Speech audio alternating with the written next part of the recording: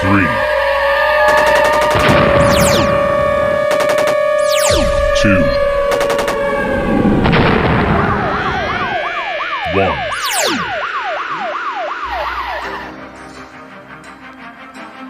And now, you're tuned into the Navarro-Miller Report, featuring the hottest in news, entertainment, sports, and all those topics for the mainstream audience. The Navarro-Miller Report. Examine your reality.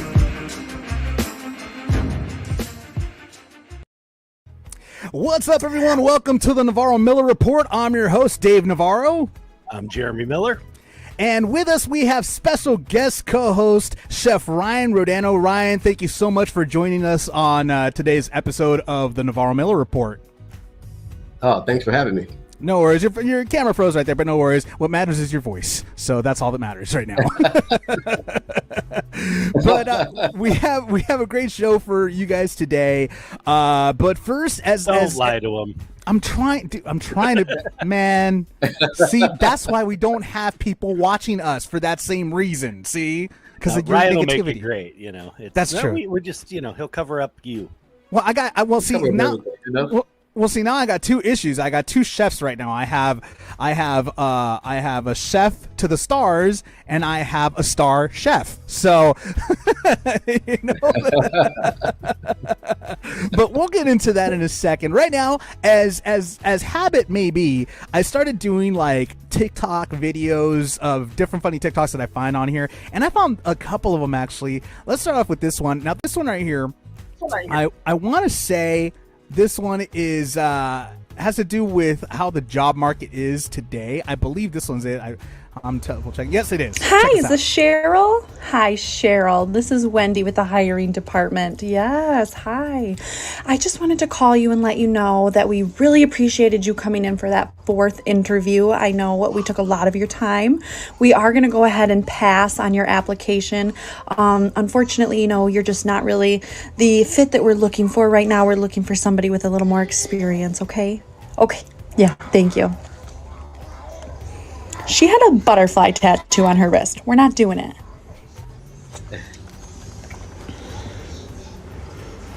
Hi, is this Stephanie? Stephanie, this is Wendy with the hiring department.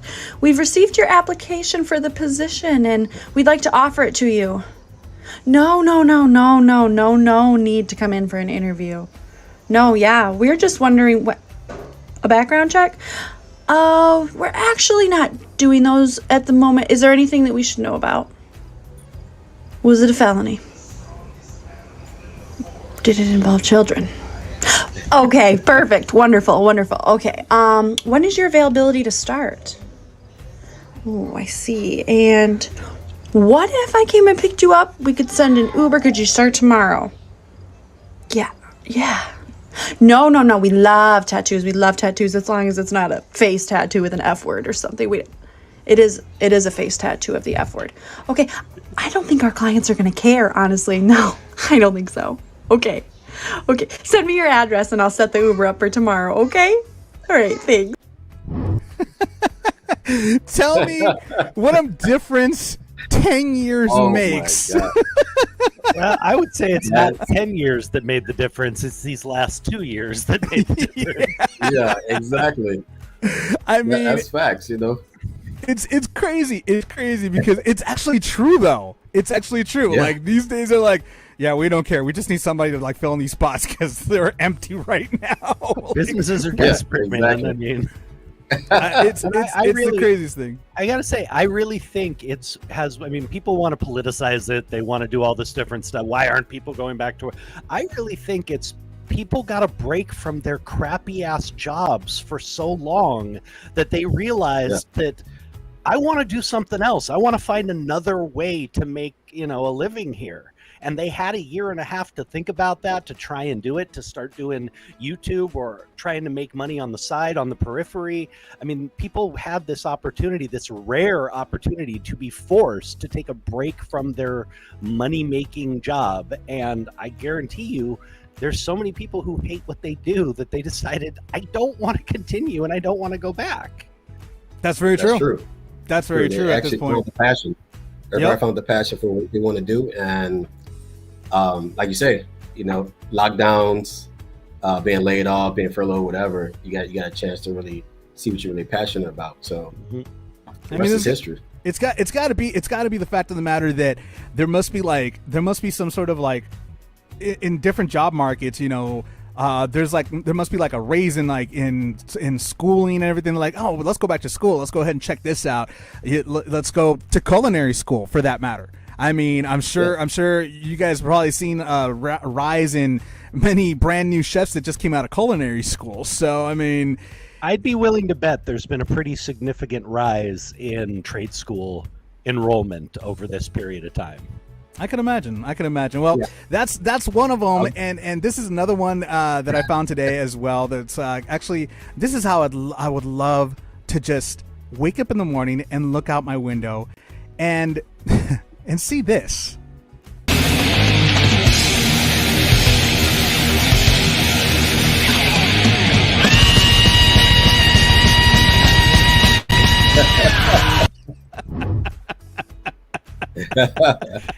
You could be the heavy metal Cinderella.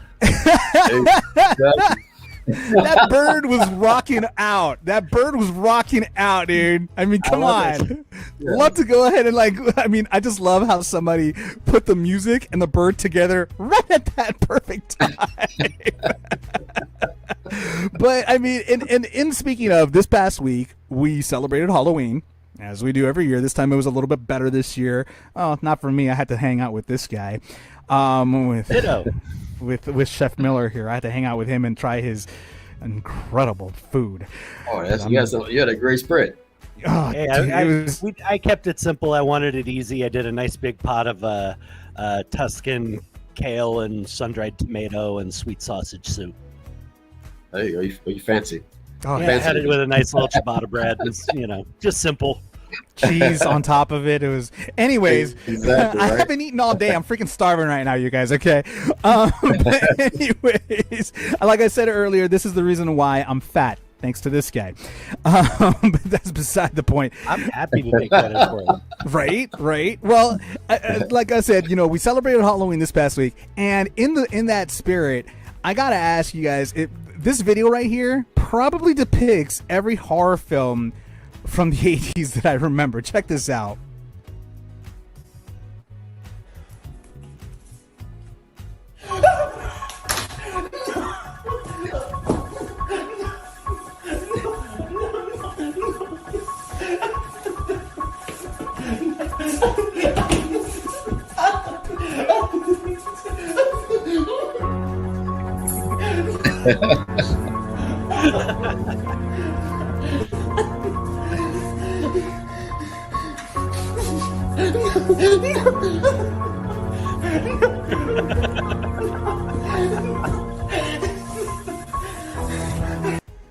I mean, the guy had time to water the plants while he was being stalked by a guy with a spoon. Give me a break. That's brilliant. That was great. How accurate is that in horror films? I mean, come on. My God. The guy's walking. The guy's walking. Just walking. I'm going to kill you. Go ahead and take your time, have a bite of that, wipe your mouth, whatever. So yeah, those are definitely fun TikToks to talk about. But let's get to the meat and potatoes of today's show. We got a couple of things going on right now in entertainment news. Looks like Chris Pratt is actually in a lot of hot water with his fans at this time right now because, he innocently went ahead and posted a tribute to his wife. And it read, quote, "Guys, for real, look how she's looking at me. I mean, find you somebody that looks at you like that. We met in church, giving me an amazing life, a gorgeous, healthy daughter. She chews so loudly that sometimes I put it in my earbuds to drown it out.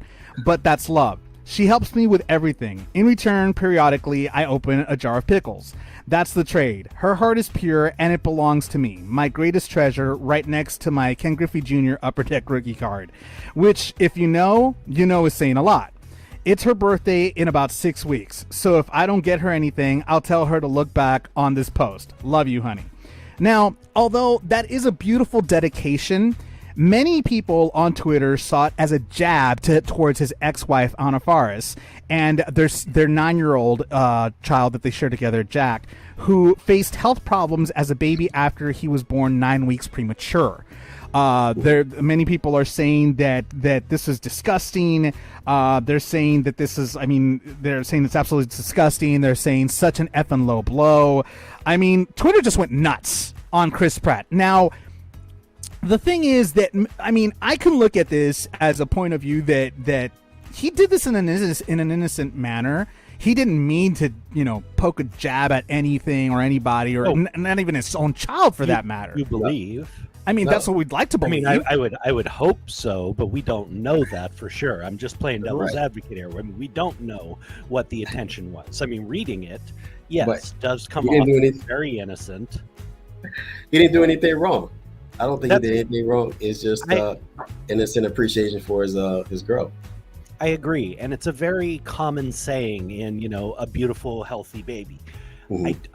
No father who loves their children is going to take a dig at their child who suffered health problems as a baby. Of course.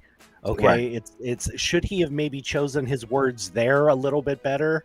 Perhaps, but it comes off as extremely innocent, and Twitter does what Twitter does best, which is lose their minds over shit that's none of their business. No, stop it. Come on, it's Twitter. I'm sorry, it's what it does best. Come on, Twitter's where I get all my news. Come on, everything's factual on Twitter. They always gonna find something, so it could be the best thing in the world. They'll find something to dig at, and obviously Chris Pratt is the object of discussion.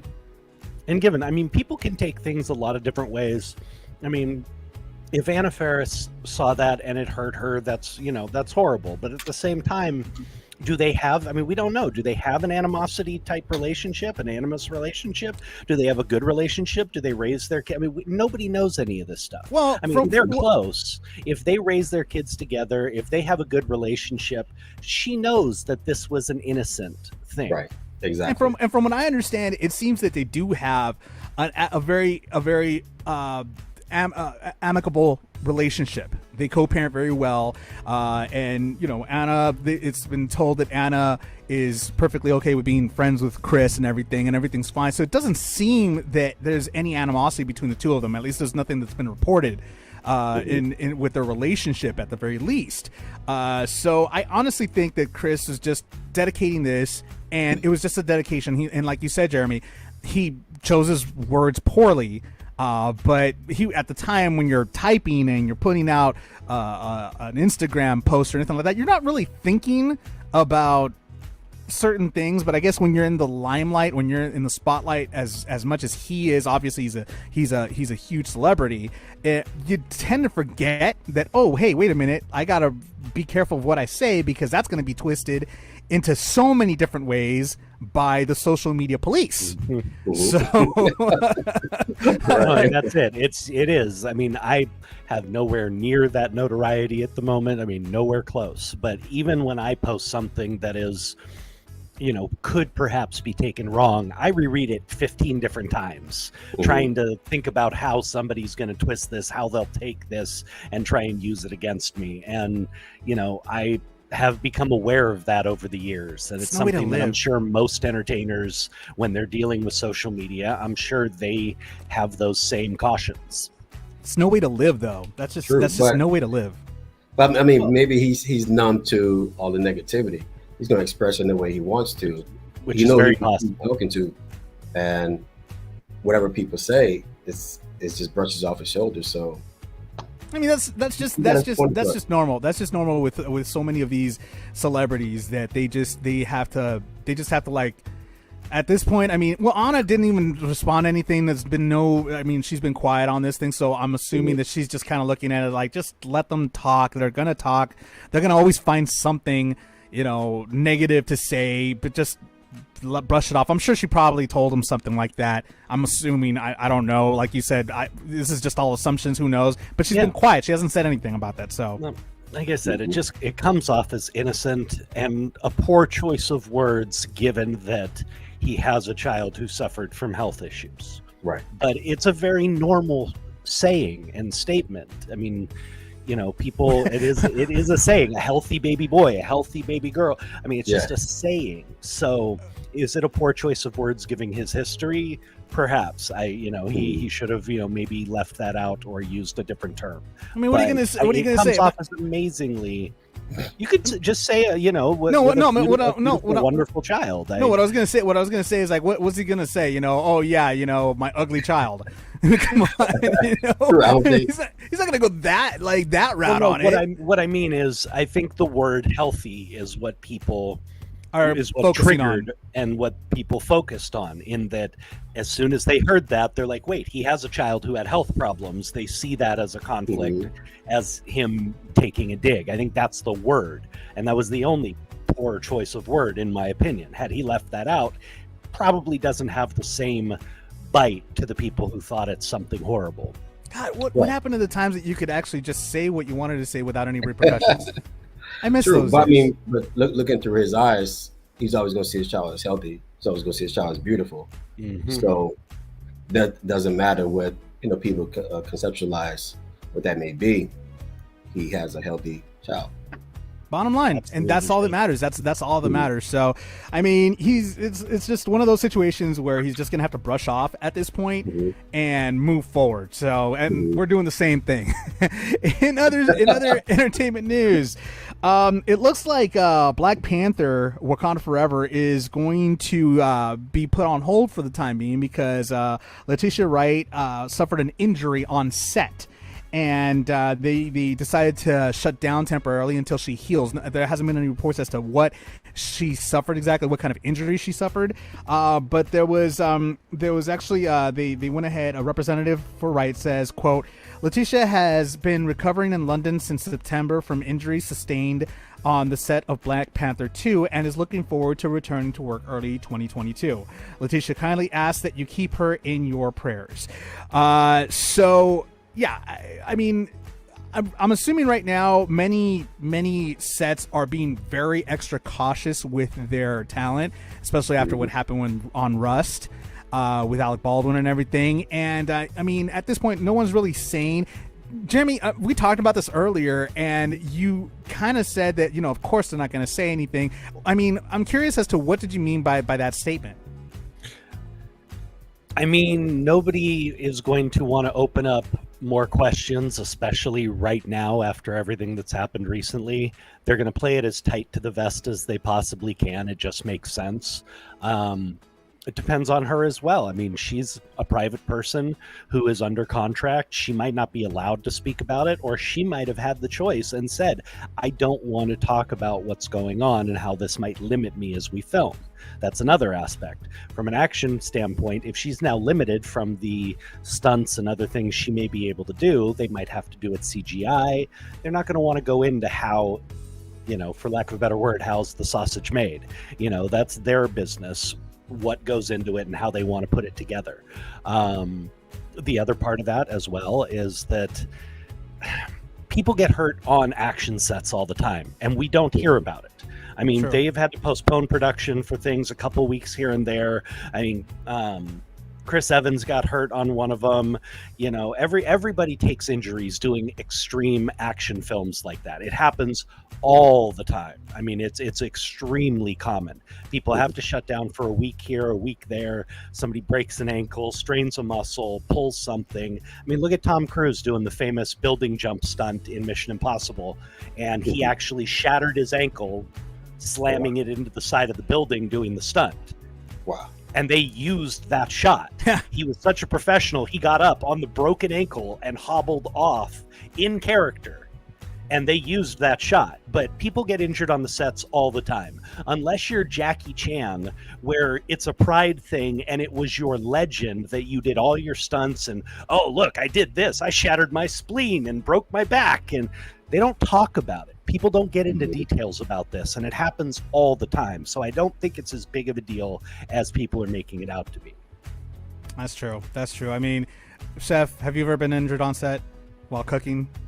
I've never been injured on set, but I've seen it. I've seen many injuries on set. You just wrap it up and keep going. So right, I mean, just like when you cook, you get cut. wrap it up and keep going, right? Right. You know, in the same instance, this is what they signed up for.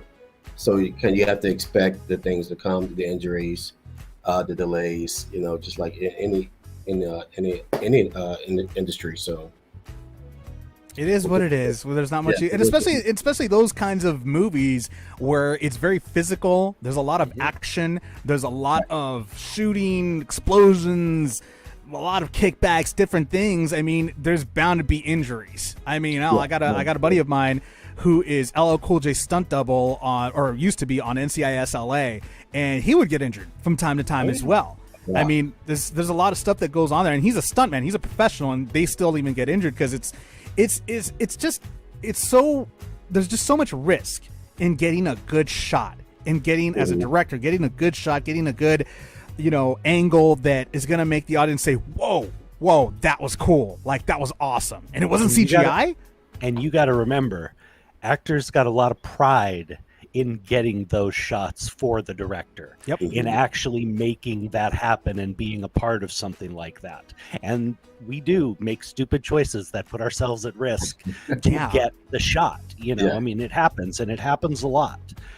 They protected me on Growing Pains for the most part, but I had 3 or 4 different instances where I've wanted to do something rather dangerous, and they wouldn't let me. They brought in a stuntman for each of them. I remember you told me about that. I was full on ready to. I mean, I had a 2-story fall I wanted to do onto the airbag, and I had a couple other little things. Yeah, but as a kid, you want to do that stuff anyway.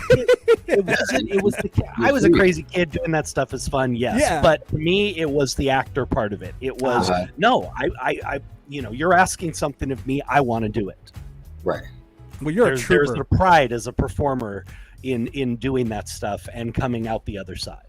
I suppose I could agree with that. I could agree with that because I mean, if I had an opportunity to be on set on a big movie production, I'd love to do my own stunts. I'd love to do it because it just looks like fun. I mean, I look at it as I used to do stupider crap, you know, and when I wasn't getting paid, I could do this. You know what I mean? Look at Platoon. Look, I'll give you Platoon as an example. Yeah. Every actor who worked on that says it was one of the best experiences of their life. You know, such a meaningful, powerful film. Oliver Stone did not let them shower for weeks at a time. They lived in the jungle as soldiers. They ate only MREs, the military rations. They lived as soldiers. It was miserable. It was horrible. But coming out of that on the other side, what does every single one of them say? One of the best experiences of my life, one of the most powerful, creative experiences of my life. Oh no, so, it's definitely true because I remember I was listening to one of the actors of Saving Private Ryan. I can't remember his name right now. It's escaping my mind. But he basically said that when they were, and this is during in a chat. Actually, that was Tom Sizemore. It was Tom Sizemore. Tom Sizemore was in a chat room and he was talking about his experience filming Saving Private Ryan and how they had to actually live out in the open, like if they were soldiers eating rations, things like that, because they wanted to experience what these soldiers experienced in World War II. Granted, it wasn't the exact experience because it was worse in World War II. It's war, but he said that it was still a lot of crazy nights, torturous nights. They're like, oh my god, this is like real boot camp type of crap. You know, it's crazy. Like some of the stuff these actors go through. Yeah, I mean, it's nuts. It's nuts. But you know, you all are crazy, Jeremy. All you actors. That's are nuts. Crazy. But hey, that's the passion. Being in character really elevates the film. So absolutely. And you know, anybody who's passionate about what they do is willing to take risks. I mean, chefs take different risks, but you know, anybody who's wanting to create takes risks, and you got to be either willing to do it or get the hell out of the way. Yep. Facts.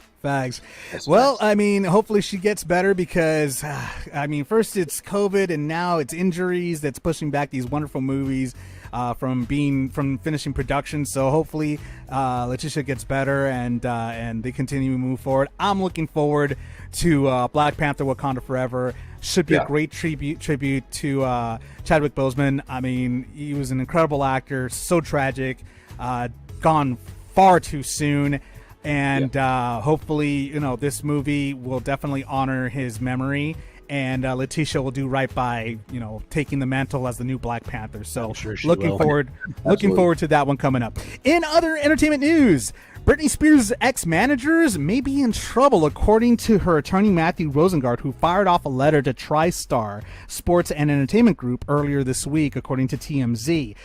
Basically, in the letter it says, and this is obtained by TMZ, it says, quote, in a court filing, Rosengart says one thing he's demanded but not received for more than 6 weeks is the total amount of fees TriStar has taken from Britney since 2008. He says, quote, TriStar's ongoing failure to answer this question speaks volumes and leads to the unfortunate and inexorable conclusion that TriStar has much to hide. Jeremy, I throw this to you because you're from the industry. You know what's going on. You've been through something having to do with people managing your money, managing you, etc. I mean, what are your thoughts in this whole situation involving these big companies that manage huge stars like Britney Spears? I don't ever trust a management company or agents or agencies. I'm sorry, I will never trust them again. You can find a good agent, you know, individual agent or whatever, but they're not looking out for you. They never have been. They're looking out for their own pocketbooks. And I've had agents and had friends who've had agents and managers who are stealing from them, who are skimming. I've had, you know, money management people who will reroute your money and do that. Anybody who has the name management or agent, you got to be very, very careful. And you got to know that person. You got to be extremely good judge of character if you want to trust that person. Now, if you have no illusions and you go into it with a business relationship, then, you know, no big deal. But if you're going to trust that this person has your career in their hands, you better know exactly who you're dealing with, because 99% of these people don't care about you. As soon as you're not making them money, you're gone. They don't give a damn. And that's a harsh reality. It's the truth. It's just a fact, you know, and she is still making money, even though she's gone through her ups and downs, and people still have their hands in her pockets. And, you know, like I said, you can find good agents. I've had a couple of good agents, you know, but in 30 plus years in the business, dear God, 40 now. It is officially 40. That's really scary. 40 years in the business. I wasn't going to say anything, you know. I was going to keep my mouth shut, but, you know, how's your back? But, you know, I have known a couple of good agents who really cared, who went out of their way, who were, you know, really loyal and looked out for and protected. That's rare, too. They worked for. But it's incredibly rare nowadays. It's really hard to find. No, it's tough, and especially it just seems that they were taking advantage of a young woman that was going through a lot of mental issues and was just trying to trust somebody while she handled these issues that she was like trying to deal with. I mean, that's the way I look at it. If this is true, people in management in entertainment, I'm sorry, it is. Even with big companies, though. I mean, that's how you would think they would have ethics. You would think they would have ethics, though. In what world? We're in America. There's no ethics. It's capitalism. What the hell are you talking about? They're just trying to get theirs. There's no ethics. It's capitalism. Make money. Who gives a shit who gets hurt? Run them over. Throw them in the trash. We're done with them. It's the truth. That's terrible. That's a scary thought. That's where terrible. We're at. Chef, you're lucky you're in the industry that you're in. Hey. Yours is food. And that's an easy industry, because it's like either you pay me or you don't eat. Those are your two choices. True. That's true. You know, but it could be the same in a similar situation. You know, you're here today, they care about you, then you're gone, just like that. So true. Same. I mean, and I, you know what? I am curious though. I mean, you have been chef to the stars. Who's like? Did you ever do anything with Britney? I mean, did you ever do anything with her or anybody else? I mean, who have you been? Who has tasted your delectables? I haven't cooked for Britney.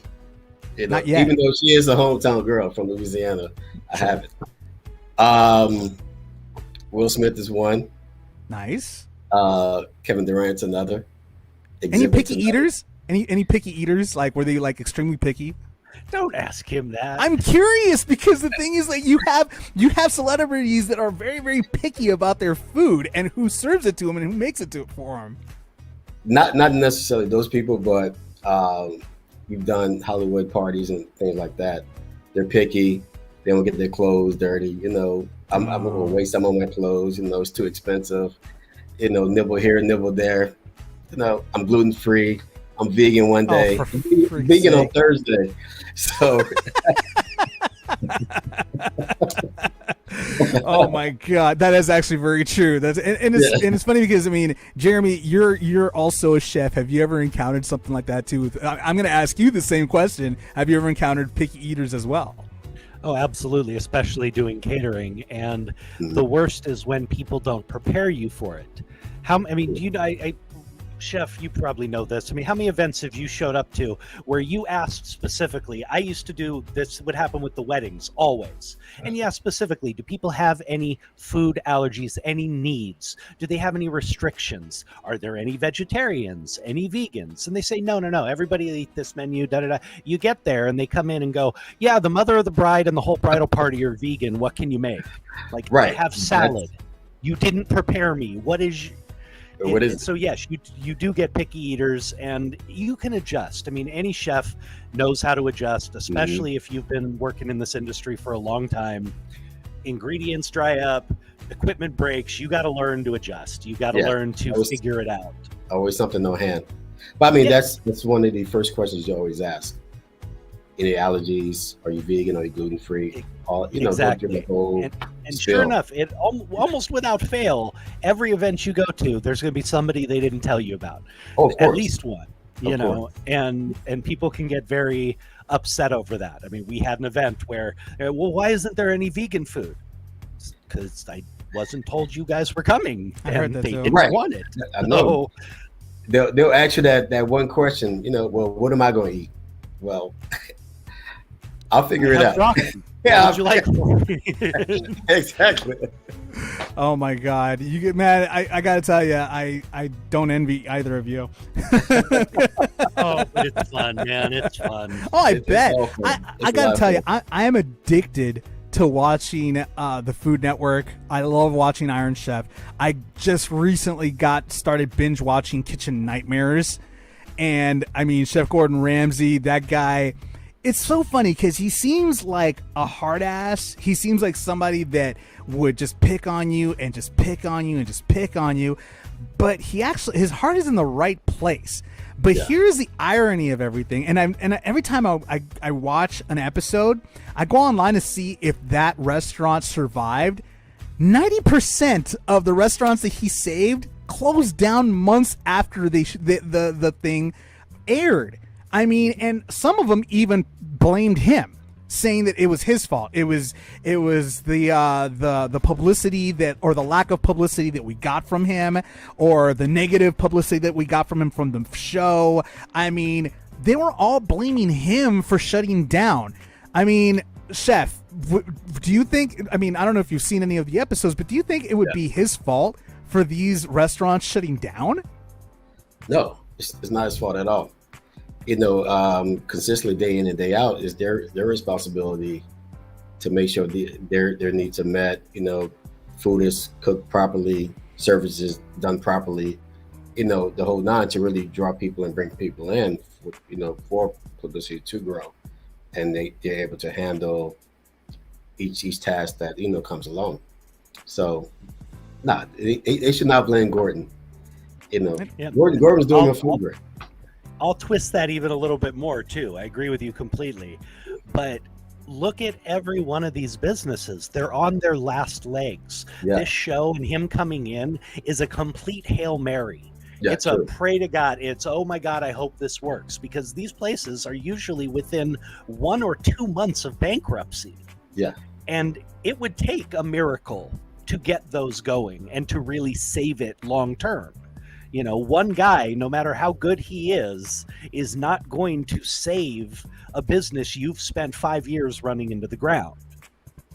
It's just not going to happen. I'm going to twist it even more. Do you see some of the things they serve? They're in that position for a reason. Exactly. True. I see it and I'm just like, ugh.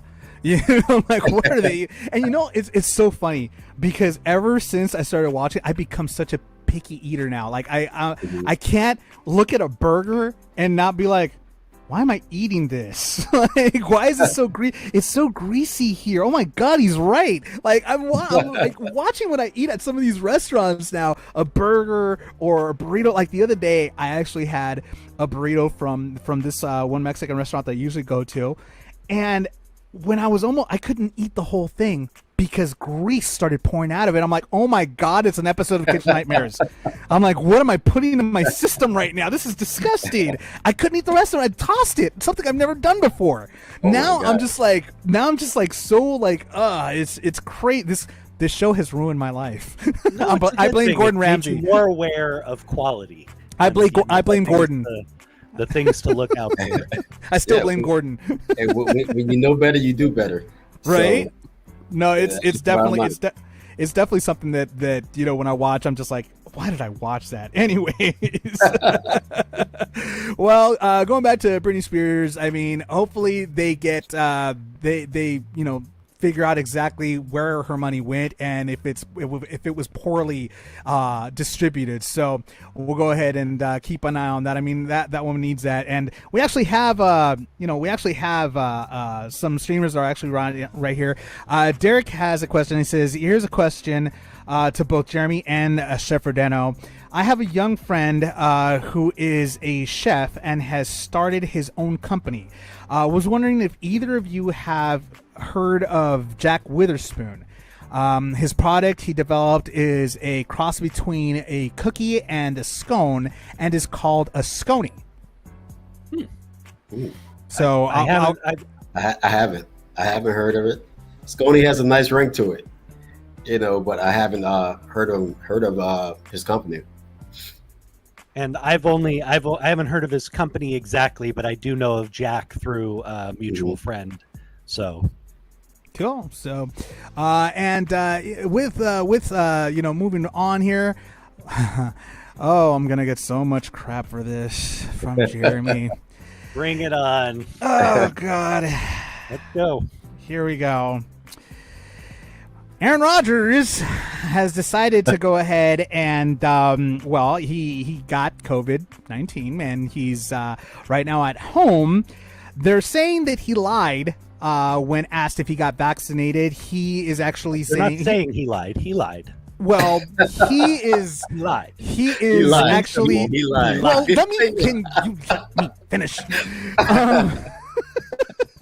He's actually saying that he never technically lied. He just, when they asked him if he had been vaccinated, he said he was immunized. He didn't say he got vaccinated. He said he was immunized. And when he basically said he didn't lie. Now that he's at home, he has decided to look for Joe Rogan for medical advice. And according to this, he said, quote, I've consulted with a now good friend of mine, Joe Rogan, after he got COVID, and I've been doing a lot of the stuff that he recommended in his podcast and on the phone to me. I've been taking monoclonal antibodies, ivermectin, zinc, vitamin C and D, and HCQ, and I feel pretty incredible. So that's what he's doing right now to get better as far as that's concerned. And he basically also said, quote, he's not some sort of anti-vax flat earther, but he does clearly feel that forcing a vaccine on people is not right. So that's where he stands as far as the vaccine is concerned. I am disappointed, to say the least, because even though he said he was immunized, we're still in a pandemic. This is a very contagious virus that's still out there right now. For him to be so nonchalant about not being vaccinated, still playing, still traveling, I mean, that's very irresponsible on his part. And Jeremy, let him have it. First of all, the man is a fucking liar. It is a lie of omission, but it's a liar. Plain and simple. Thanks for not sugarcoating it at all, bud. He's a fucking liar. Plain and simple. I'm sorry. If you sit there and you're asked 5 different times and you avoid it and you manipulate your answer and you just, I'm going to word it this way so I'm answering, but I'm not. You're fucking lying. You know what the answer is. Why don't you have some balls and actually say it, like Carson Wentz or any of the others who aren't vaccinated? Oh, I know why. Because you wanted to be a little dick and not wear a mask and not do anything else that actually protects other people. No, you wanted to have your cake and eat it too. You want the right to choose not to get vaccinated, but you also want the right to not follow the fucking mandates that your work and your boss has put forward.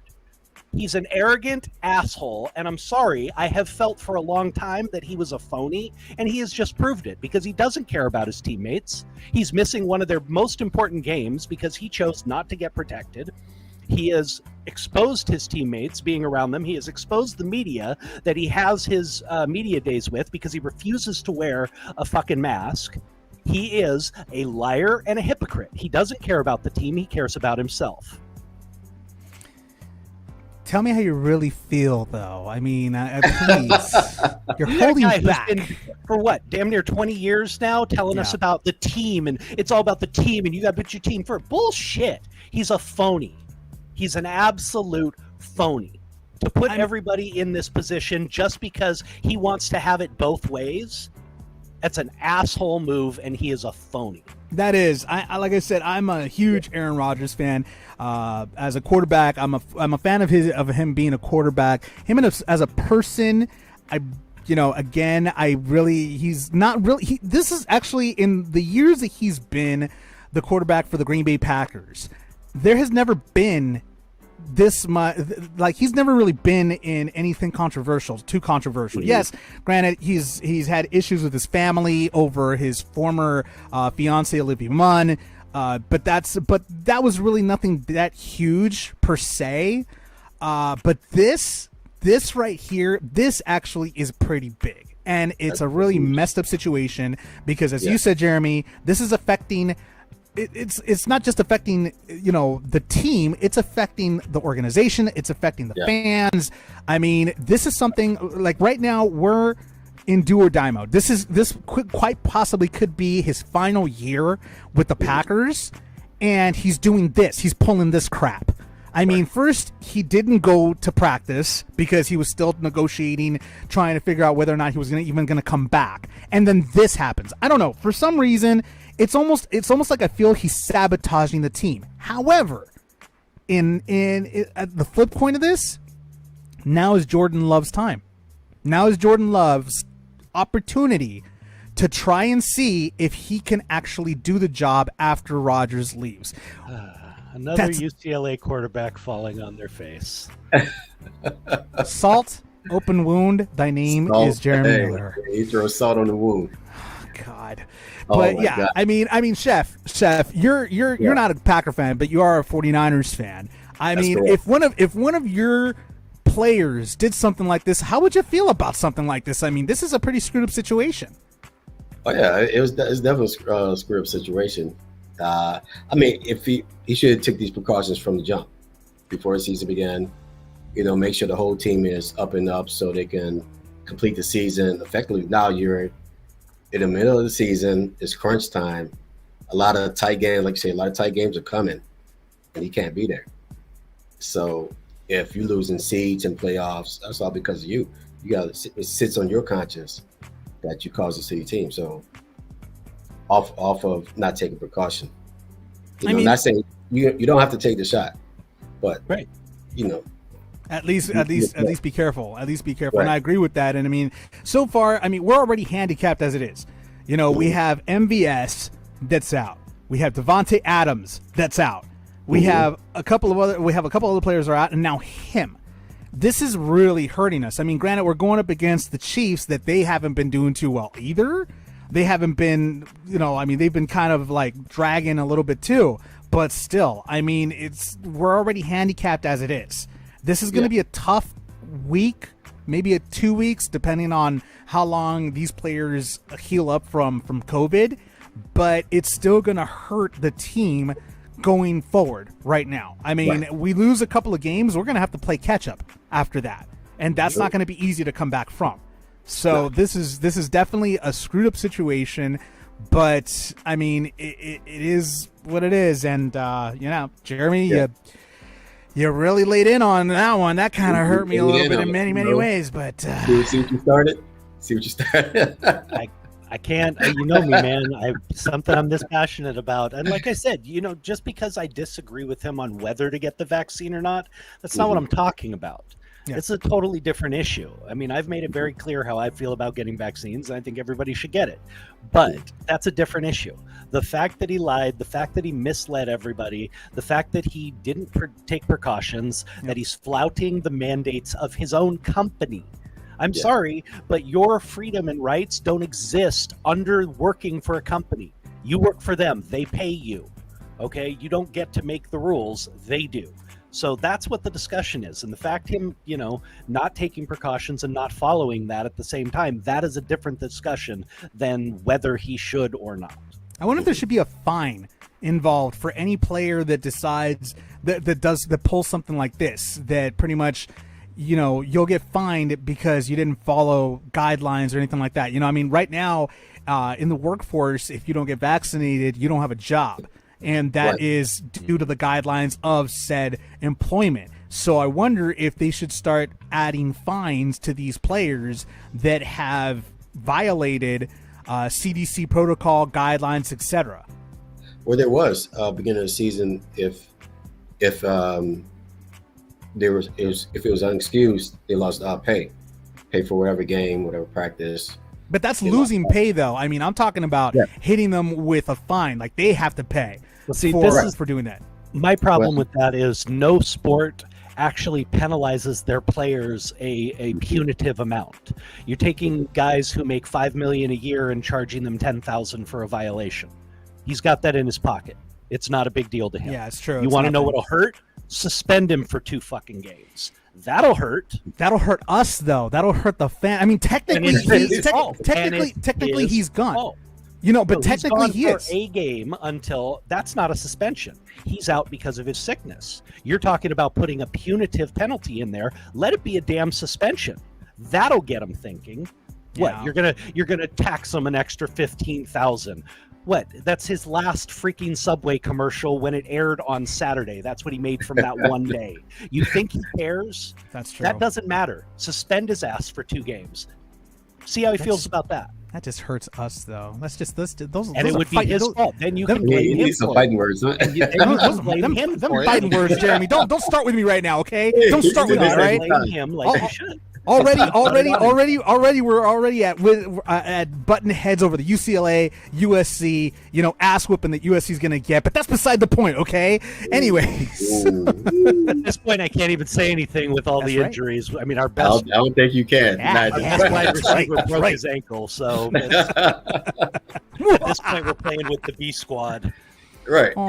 But if our coach has the brains to put in Jackson Dart as the starter from the start, not to split time with Keaton Slovis, but to actually start him from the start of the UCLA game, that kid has magic. And in that rivalry, we have seen some first-timers do some amazing stuff and pull off some incredible upsets. But right now it seems like he's going to be a moron and give Slovis and this kid equal time. And no, I can't say we're going to be able to beat you this time. All I'm going to say is, for all of you listening, for all of you watching, after the week after that game, tune in. It's going to be a treat for everybody, especially for me. It's going to be a hot seat. There's a reason why. It's a bet that we have, and just tune in. You'll see what I mean. Jeremy knows what I'm talking about, and we'll just leave it at that. So just pray that UCLA wins. Pray that they win, because it's going to be fun. Anyways. But yeah, right now, who knows what's going to happen? I mean, Aaron Rodgers, very disappointing what happened. Incredibly disappointing to the fans, to the team. I mean, it's a tough one. When I heard about it, I was just like, come on, Aaron, you of all people, come on. You should know better. It's just, he's the leader. You lead by example. And if you pull something like this, I mean, you got no cred. You got no cred. It's just, It's just I terrible. lost I didn't. I mean, honestly, like I said, I've always felt he was very phony. His interviews, he doesn't come off as genuine to me. He never has. And this kind of confirmed a lot of that. But I mean, I respected him as a player. I mean, the man's obviously a great football player. But any amount of respect I had for him just went out the window after this. We have somebody that's saying, actually, Derek actually commented. He says, one part you did leave out about his case, though, is that he was allergic to an ingredient in the vaccine, and that is why he went the route he did, supposedly. Not judging here, just offering more info. And that is true. He did say that. He said he's allergic to both Pfizer and Moderna, and that he just wasn't going to go ahead and take the J&J. He just wasn't going to take that. So first of all, he's already lied about doing other stuff and tried to file a false report with the NFL to get a waiver. So I don't know. Am I going to take his word that he's actually allergic to something in those? I'm probably not. It's Aaron Rodgers. He would never lie. And again, to address what Derek said, that's my point in saying that it's not a matter of whether he took it or not. That's not what the issue is in whether he got vaccinated or not. It's him hiding it, misleading people, and being irresponsible with taking precautions. That's what is the big issue here and why I've lost respect for him. I may disagree with him not getting vaccinated, but that's different. That's not why I'm losing my mind about this. I mean, and Derek went ahead and commented again. He says, and I agree he lied because his actual answer to the question, are you vaccinated, was, yes, I'm immunized. So the yes makes it a lie. Actually, he didn't say, yes, I'm immunized. He just nodded his head and said, I'm immunized. Like that. I saw the video, and he didn't say yes. He just said, I'm immunized. Right. But that's still misleading. That's misleading. That's misleading. And he was asked 4 more times and just kept nodding his head. This is yes, right? This is yes. Generally accepted across. I mean, he could have gone. He could have just been like, it was yes. You're vaccinated. Aaron, wow, you're just making it difficult for me to defend you here, bud. Sorry, Aaron's just making it so hard for me to, like, if I was his lawyer, I'd be like, bro, you're killing me here. Like, you're killing me here, man. Yeah. Like, it's just wrong. It's just wrong. I mean, and he and again, can we talk about, just for 2 seconds, the insanity of getting your medical advice from Joe Rogan? I was wondering if you caught that part. Let's just talk about that for half a second. Joe, you a doctor? No, you do your research on Facebook like everybody else. You're very opinionated like me, but you don't know shit when it comes to medicine, not more than a doctor. I can go find you 27 surgeons. I got 5 friends that are all heart doctors, 2 virologists. You want to talk to them? I guarantee they know more about all of this shit than you do. His response would probably... But you're going to talk to Joe Rogan. Yeah, Joe Rogan, that's his guy. That's his friend now. Like, they're friends now.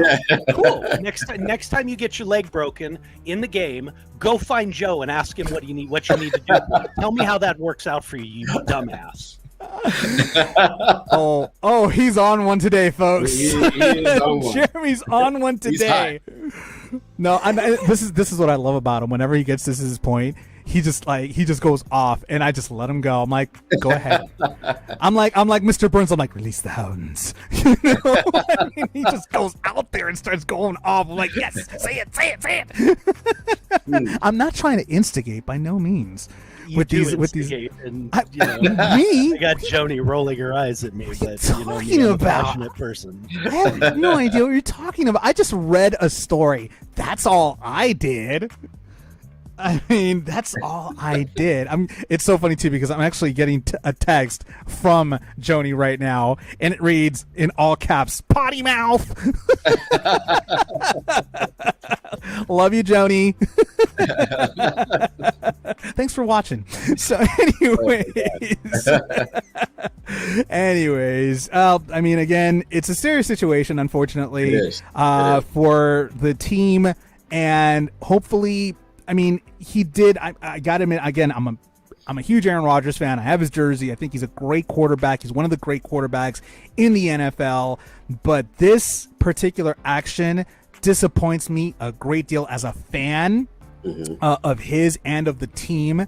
And the fact that he's trying to go around it by saying I was immunized, that's a cop out. That's a blatant cop out. I mean, Right. I'll admit that 100%. That's a cop out. That's just you trying to go ahead and say, you know, it's kind of like the movie She's Out of My League, when she introduced the guy as, he works in aviation, you know, and he says that's like calling the guy that shovels elephant shit at the circus a person that's in entertainment. He still shovels elephant shit, you know. So I mean, it's the same thing. You kind of try to sugarcoat it in another way, but it's a lie. It's a cop out. And I mean, Aaron, run for politics. You're perfect for it. That's the entire team. The entire team covered it up. So true. It's not just the Aaron Rodgers. Well, they follow the leader. He's the leader. They follow the leader. I mean, they're going to cover up their leader. They're goose that lays the golden eggs for them on a weekly basis. And they're not going to go ahead and say anything. And like you said, Chef, that is, you know, the team could be looking at some fines and some problems for helping to keep this from the league. So right. And going from one team that's going through some issues to another team that's going through some major issues. Well, right now, they released him yesterday. Former wide receiver Henry Ruggs is in major trouble right now. This 22-year-old got behind the wheel, and according to some reports, don't quote me on this yet, but he was going about over 150 miles an hour. He crashed into a woman that was driving with her dog at about 137 miles an hour, causing the car to pretty much get engulfed in flames and killing her. 22 years old this young woman was, with her dog. Both died, burned in a car. That is heartbreaking. I mean, Henry and the person that he was with, they're fine. They actually they got sent to the hospital. And they were checked up, and as soon as they saw that he was fine, he was immediately transferred over to Nevada jail. And what's so tragic about this kid's life done over just a few minutes of driving behind the wheel drunk. We've all made mistakes. I know I've made mistakes as well, and I'm very thankful that from my mistakes nothing worse happened. But this right here, it's very unfortunate. This kid's only 22 years old. This right here carries a maximum penalty of 22 years in prison. It's not like California. In California, it's life. It's involuntary manslaughter. It's life. But in Nevada, the laws are different. This carries a maximum penalty of 22 years in prison. But still, even if they give him the 22 years, he's going to be 44 by the time he gets out. He's just starting his career as a football player for the Raiders. I mean, this is a huge tragedy. On in any way that you see it, it's a huge tragedy. Now, Jeremy, you are in recovery. I mean, what are your thoughts about this? What are your thoughts about what all this that happened? First and foremost, I don't have any sympathy for Henry Ruggs. I'm sorry, none whatsoever. He made one of the worst choices he could have possibly made, and driving 150 miles plus on the side streets in a residential neighborhood while your BAC is twice the legal limit is reprehensible. Now, I've done some dumb shit, and I have a DUI on my record, and I'm surprised I didn't get nailed more, because when I was in my addiction, it was bad. But again, there was loss of life here that is 100% his fault and his responsibility, and he doesn't deserve any sympathy in this situation. The family of the person who is dead deserves sympathy. The people who have lost somebody because of his selfish and ridiculous actions deserve sympathy. But I don't understand these young athletes. I know being young, you always think you're invincible. But you've got a multi-million-dollar contract in your second year on a pro team. You are the future of their receiving core. You are considered one of the top 5 young rookie wide receivers in the league. These guys do this shit all the time. I mean, you hear about these guys, you know, it's drunk driving, or it's drugs, or it's selling drugs, or it's, what the hell are you doing selling drugs when you've got a $10 million a year contract? I never understood that. I don't understand these choices that these young athletes make. This is yeah, and it's a very unfortunate. I mean, Chef, again, you're a Niners fan. You're the rival fan. I mean, but hearing something like this, I mean, what goes through your mind when you hear something like this off of a potentially talented player, you know, such as Henry Ruggs? Well, first things first, the NFL has a program set up. If you're intoxicated, they'll get you an Uber. They'll drive you home. So Wow. there's no excuse for any player to be driving, no matter what team you're on. So, you know, what he did is inexcusable, and he's taken life. And, you know, he can't have it back, and it's going to affect him for the rest of his life. You know, no matter what, when he gets out of this, he gets into recovery, it's still going to affect him. You know, This is the worst time, because right now Raiders are 5-2. Their records really it's improving. It's a hell of a bigger improvement than it has been in years. I mean, first you got your coach that said, you know, racist and homophobic things. Now you got this kid that is gone now. They cut him like the very next day after this happened. He's no longer with the Raiders. And then in 2020, you had Damon Arnett that was involved in another car crash. These guys, my curiosity is, someone take the keys from these guys. You know, apparently they don't do well behind the wheel by the looks of it. well, it's just surroundings. Well, and You know, no, continue. I mean, you choose who you hang around with. You choose who that affects you on and off the field. So you have to, you know where you're going. You know where your future's going. You have to really alienate yourself to really put people around you that's going to affect you positively. You know, obviously, this I agree didn't, completely. He was driving drunk, obviously. Well, this is actually again from TMZ.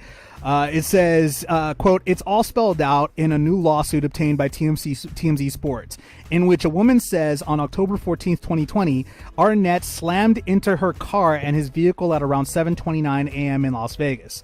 The woman says in the docs that Arnett, who was taken by Vegas seven picks after the Raiders took Henry Ruggs in the April 2020's NFL draft, thought he had missed his turn into the Raiders' facility, so he swerved at around 65 miles an hour in order to still make the right."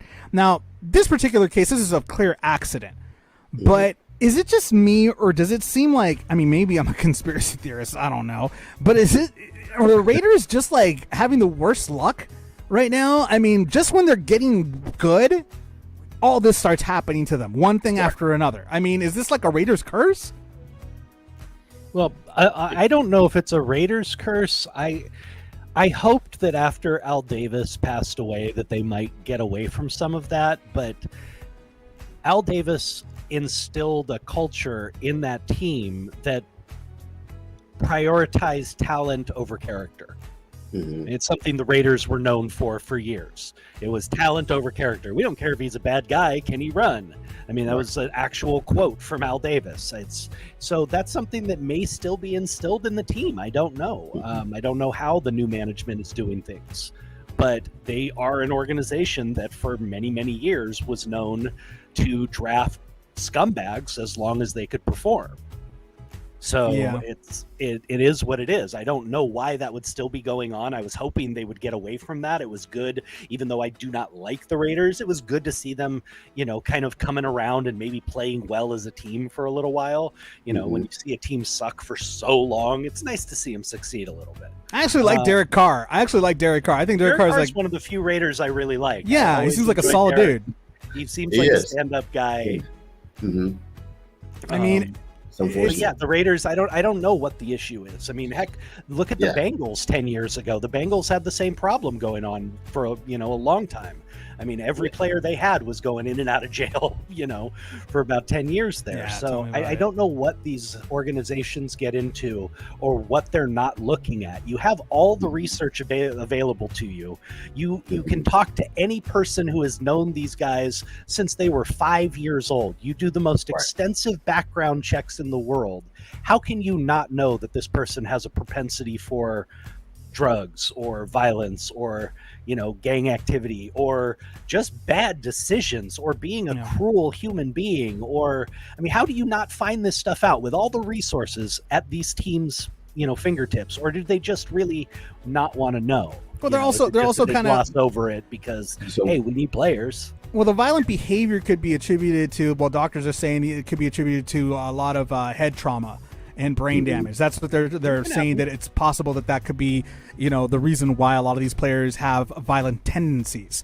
It could happen, but I'm talking about finding out a guy had, you know, 2 assaults during a game in junior high and, you know, jumped on 3 players in high school and broke their jaw, and that's kind of a history of problems. Violence, and that's the kind of stuff that is not hard for a team or the NFL to find out. So how are you guys surprised by any of this when this happens? Yeah, just overlooking it. You're getting tickets and selling tickets, getting people in the stands. They will constantly overlook it. True. And I mean, Chef, you must be, I mean, aside from the tragedy that Ruggs is going through, but everything else, you must be like, yay, because, you know, I mean, you're Frisco, you're a 49ers fan, so I mean, you must be loving this right now. You're like, screw the Raiders. We don't like them anyway. Screw the Raiders, you know. We ain't like them from the start. You guys are having a tough year too, though. I mean, the Niners are not having a good year. Offense is suspect. It's suspect. Been a rough one. Yeah, it's been a rough one. You know, we're gonna see what we're gonna do with Garoppolo. You know, we're gonna keep him on, or we're gonna give Trey Lance a shot. He's injury prone. I mean, come on, the guy's injury prone. I mean, it's you guys are having the worst luck with him. True. I mean, there's some players we can use. We can use a Cam Newton. We can use a Deshaun Jackson, a receiving core. There's players out there that's been traded, that's been cut, that can join the 49ers. Well, I mean, at the end of the day, you know, I mean, we'll see what happens in the rest of the season. They still got a little time, so, you know, we'll see what happens. NFC West is so tough. I don't know. Let's give it a tough one. But on that note, that's the news. In case you haven't heard it, thank you so much for joining us. Thank you, Chef Ryan, for being on the Navarro-Miller Report. Much pleasure having you on here, my friend. Thank you. Awesome. Absolute pleasure talking with you, Chef. And before we leave, how can people stalk you on social media to check out some of your most delicious dishes? Oh, if they want to stalk me, my Instagram is at NolaChef212, or you can find my other Instagram page, foodculture_504, website, RondinoCulinaryDesigns.com, and Facebook, Rodeno Culinary Spice Collection, Rodeno Culinary Designs. Find on my website. We have a recipe app, Food Culture. Download and subscribe. You know, various recipes for people of all skill levels. So, and pick up some of my spices. Rodeno Spice Collection. I'm sure Jeremy will probably go ahead and take you up on it. I didn't know you had the spice collection. I'm gonna look at it. Yes. See what happens when you come on the show. You know things. Exactly. We make you hungry as well. I'm already hungry to talk. I'm about to go eat right now after this. Are you kidding me? But thank you so much, Chef, for being on the show. Hopefully we'll have you back on here again very soon. Jeremy, a displeasure as always. Always miserable talking to you. Thank you, Chef. You made it worthwhile. Oh, thank you. Likewise. Thanks so much, everybody, for tuning in. And remember to check us out. Remember to subscribe on YouTube, because we will be leaving Facebook very soon. So make sure you hit that subscribe button, hit that notification bell, so that way you can go ahead and know when we come on. We have a lot of awesome people that come on here with us, like Chef here. So make sure you check us out. We have a GoFundMe page, so check out our GoFundMe. We want to go ahead and get some better equipment to bring you the best quality in this show possible. And remember to stay safe out there. We're still in a pandemic. Wear your masks as always, and we'll definitely go ahead and see you next time, Monday, 6 p.m. Pacific Standard Time. So make sure you tune in. Thanks again, everybody. Everybody have a great weekend.